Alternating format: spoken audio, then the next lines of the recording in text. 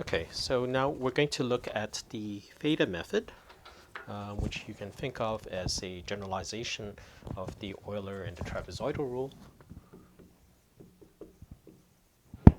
So let me just sort of remind you what the Euler method looks like.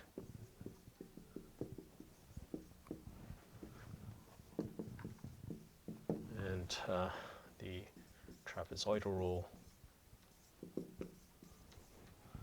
looks like the following.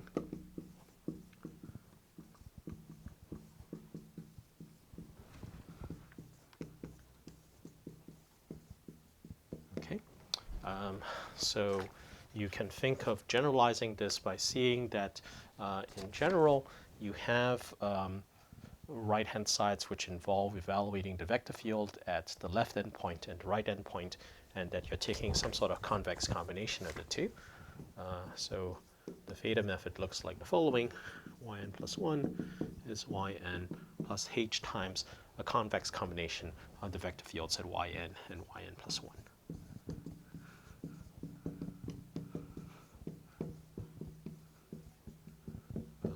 And then you're going to require that theta is in the interval from 0 to 1. And it's easy to see then that the theta equals 1 case corresponds to Euler, and then the theta equals to 1/2 case corresponds to trapezoidal. Okay, so what you want to do then is you want to analyze the order of accuracy of the method, and the way you do this is by looking at the residual error you get when you substitute the exact solution into the defining equation for the method.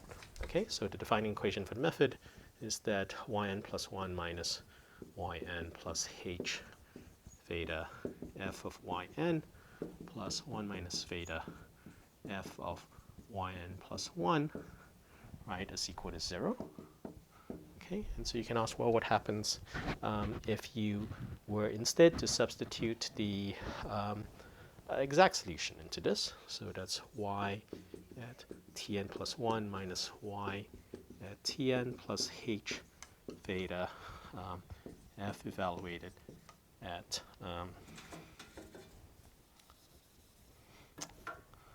y at tn plus 1 minus theta f evaluated at y at tn plus 1. Okay, and so this, of course, in general is not 0. So what you do then is that you Taylor expand the expression for y at tn plus 1 about the point tn. Okay, so this gives you the following. Y at tn plus h y prime at tn plus h squared over 2 y double prime at tn plus h cubed over 6 y triple prime at tn plus something which is big O of h to the 4. So I truncate the expansion. It's like with a error term of big O of h to the 4. Okay, well, I'm not really truncating it. This is the error term. Okay, and then minus y at tn, and then minus plus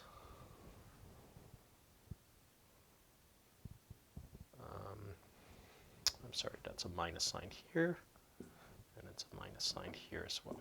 Okay, okay, minus h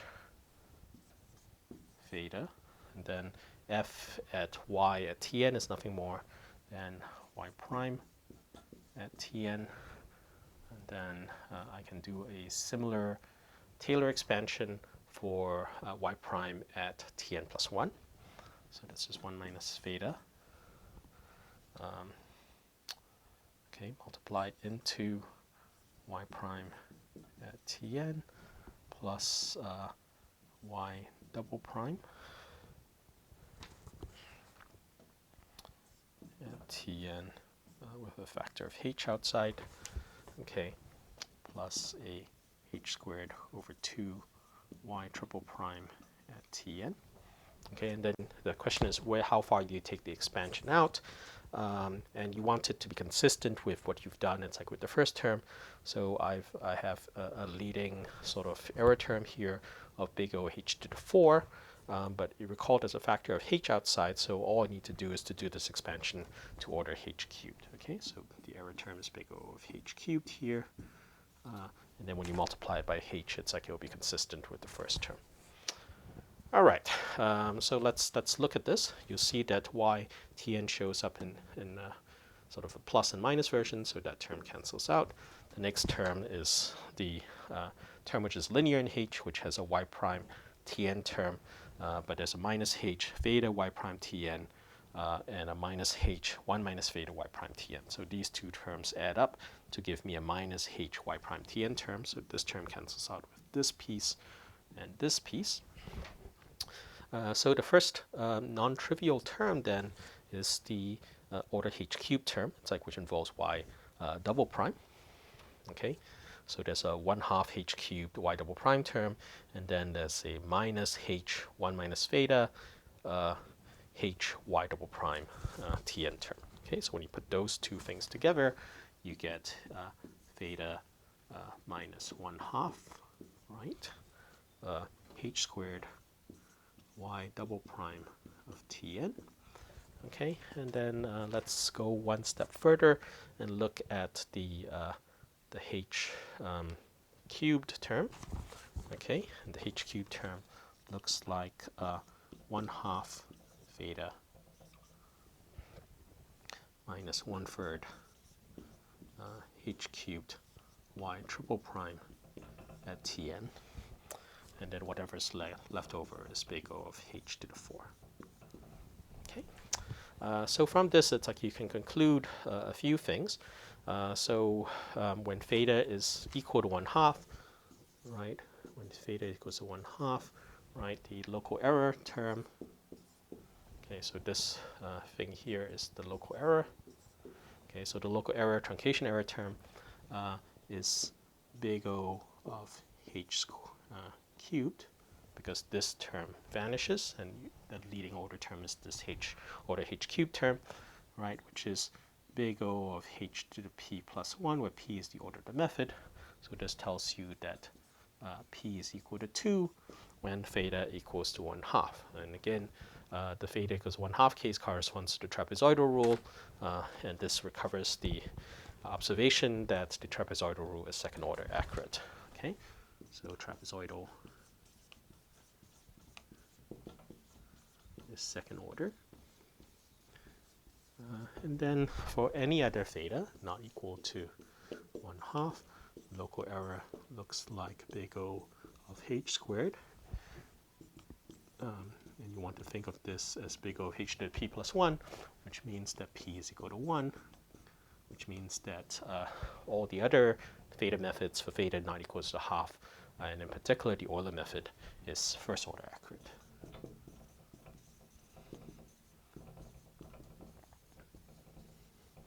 Okay, all right. So now it's like you can use this result to say a little bit more. So let's see what happens.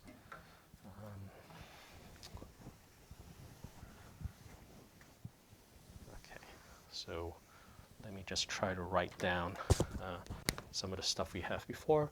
Y at tn plus 1 minus y at tn, right, minus h theta f y at tn plus 1 minus theta f at y at tn plus 1, right?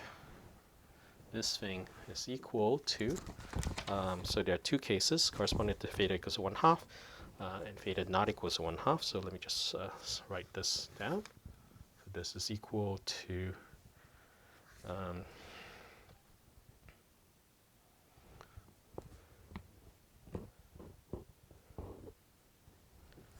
okay, so theta minus 1/2 h squared y double prime of tn plus big O of h cubed when theta is not equal to 1/2. Okay, and when theta equals to 1/2, it's like you have 1/4 minus 1/3, which is minus 1/12 minus 112 h cubed y triple prime at Tn plus big O of h to the 4. And this is the theta equals to 1/2 case. Okay. All right.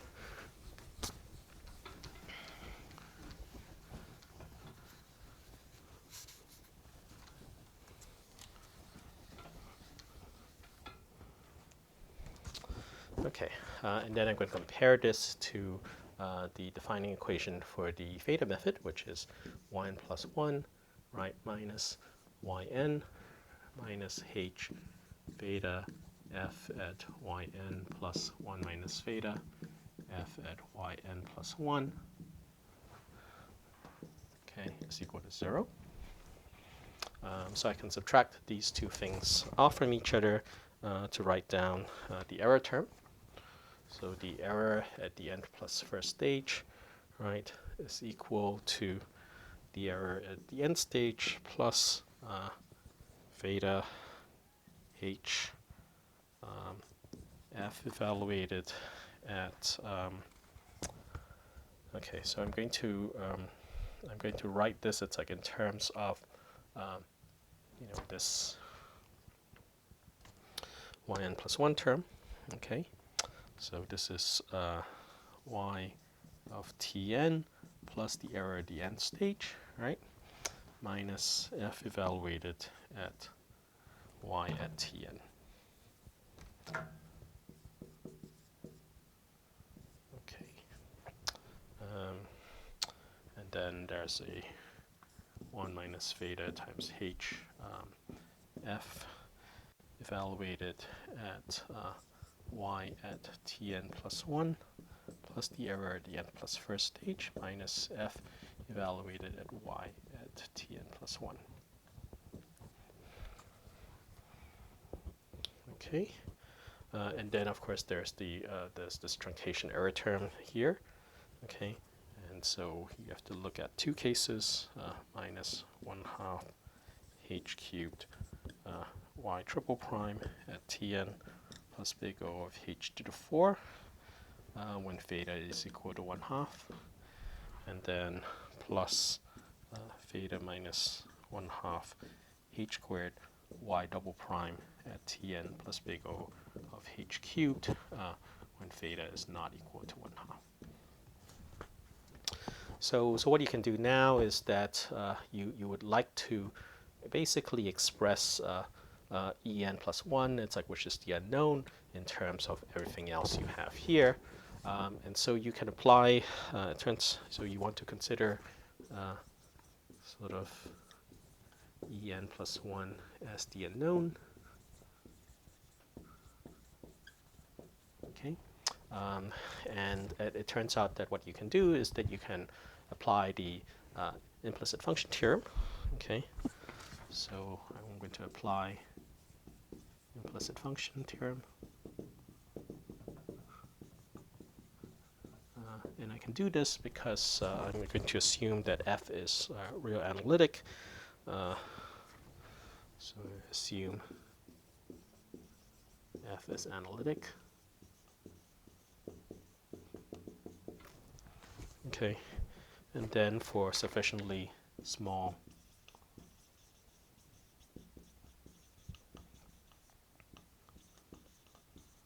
time steps h which are greater than 0, then the Jacobian of the nonlinear equation, right, which looks like the identity minus 1 minus theta times h df dy at the point y Tn plus 1. Okay, so this thing is going to be non-singular for sufficiently small h.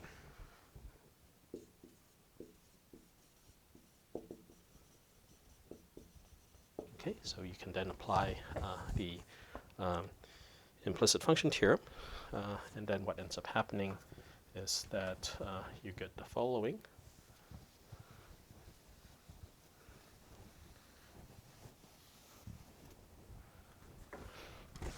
which is that the error at the end first stage can be written in terms of the error at the end stage plus this sort of truncation error term. Okay, so minus 1/2 h cubed y triple prime at Tn plus big O of h to the 4. Again, for the theta equals to 1/2 case. And then or theta minus 1/2 h squared y double prime at Tn plus big O of h cubed for the theta not equals to 1/2 case. All right. So in any case, it's like it's natural to ask, well, why would you ever consider the theta method for anything else besides the theta equals to 1 case, right? So the theta equals to 1 case has the advantage that it is explicit, right? And then for any other value of theta, it's like the method is implicit. And then of course the theta equals to 1/2 case has the advantage that it's the trapezoidal rule, which is the only second order accurate term. It's like in this family, it's like of methods, right? Everything else is first order, right? So it's natural to ask, well, why would you ever consider the theta method for any but these two cases, where the theta equals 1 case, which the Euler method has the advantage that's explicit, the theta equals 1/2 case has the advantage that it's second order accurate. Okay, so that's worth thinking a little bit about. So if you look at the error analysis, right, you'll see that there is sort of an implicit assumption, if you will, that you know, the term which has the lowest power of h is going to be responsible for the main source of error, right? So that kind of error analysis makes sense, right? So the kind of error analysis we have sort of performed, right, makes sense in the asymptotic limit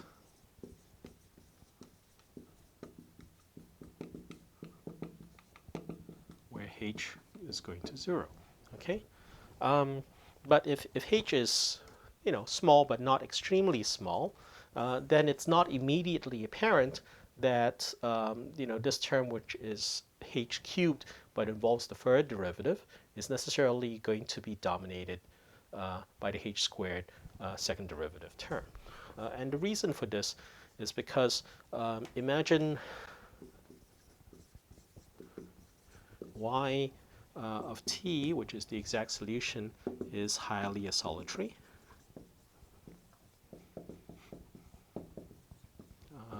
As an example, if you think of y of t, which is maybe just some sine or cosine, let's say sine kt, then you know that when you differentiate this, right, the kth derivative, well, let's call that the mth derivative of this, right, it's going to involve some k to the m times, and there's maybe a plus minus, some sort of sine kt or cosine kt term. Okay, so the bottom line basically is that if you have a term, for example, which is highly isolatory, then its derivatives are actually going to become quite large. And so depending on how k compares to the time step you've chosen, it's quite possible for these terms, which are ostensibly higher order in h, it's quite possible that the magnitude of those terms, right, will dominate at this sort of lower order term. So one has to be careful when you use these error analysis, that really, again, it's like the assumptions are properly, it's like understood, that, you know, taking the leading order error term makes sense when you're looking at the limit as h goes to 0. But when you pick finite values of h, then you have to worry about, in some sense, the regularity of the solutions as well. So that's perhaps one reason why you might not necessarily just want to consider what happens when theta equals 1 or theta equals 1/2. You might, for example, want to pick the term so that the higher order h cubed term vanishes, right? So the h cubed term in general, if you recall, right, the h cubed term looks like 1/2 theta minus 1/3 h cubed y triple prime of Tn. So it might be natural, again, in a case of a highly isolatry problem, that maybe you want this term inside to vanish. So you might want this thing to be equal to 0. Okay, and that would correspond, of course, to a situation where theta is equal to 2/3. Right, so if you take theta equals 2/3, it's like then this term vanishes, and so there's that's one possible motivation to study different values of theta. Okay, um, so so we're going to so this sort of falls into the topic of either stiffness or stability. So one might wish to consider other values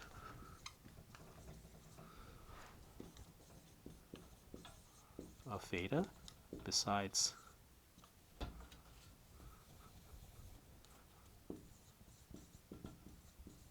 theta equals to 1 or theta equals 1/2, right, for reasons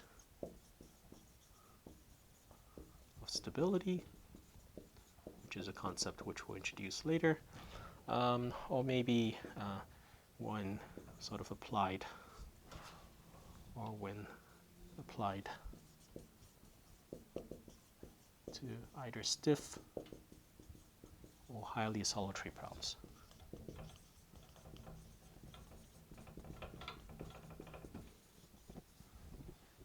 Okay.